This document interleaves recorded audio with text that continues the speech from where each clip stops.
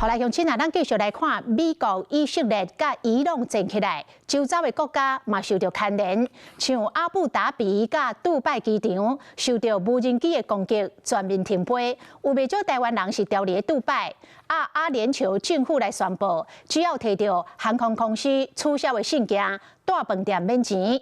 另外，即摆中东有8个国家甲领空关起来，今仔日台北往回到中东的航线有8个班次来取消。外交部嘛甲卡达等等6个国家的旅游警示调整为伽马色，也就是爱真小心，非必要避免前往。饭店房间清气淡淡，眠床枕边仔细间厨房，装潢豪华阁挂三等，这竟然都免阁开钱。这个房型感觉是无障碍的房型，然后一样非常大，就是它一样有这个烤箱，然后电磁炉、洗手台。然后还有这个床。因为战争爱留点伫咧杜拜，除了可能订袂到转第二机票，大旅社费用可能增加，互吴先生超还瑞士。这一张航空公司的电子批，互伊大旅社免费，压力水土棒。阿布达比官方政府的一个公告，他就说所有被取消航班离境的这些旅客，然后。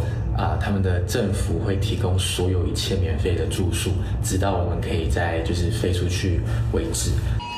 不过不暂时对单空袭警报，嘛是互旅客惊心乱命，想要登去就爱搁等，因为开战了后，包含以色列、伊朗和周边地区，拢总8国拢宣布关领空。今仔日台北往回中东航线嘛受到影响，阿联酋、阿提哈德航空和星宇航空拢总8架次取消，恢复时间爱搁看。外交部嘛发布上新的旅游警示灯号调整，将卡达、阿拉伯联合大公国可为着等6国调整做伽马色的灯号，嘛呼吁台湾人别再注意区域经济的发展，注意自身的安全。Hello， 我是林仙怡，想要抢先掌握最及时的新闻资讯吗？赶快订阅、按赞、开启小铃铛，锁定华视新闻 YouTube 频道。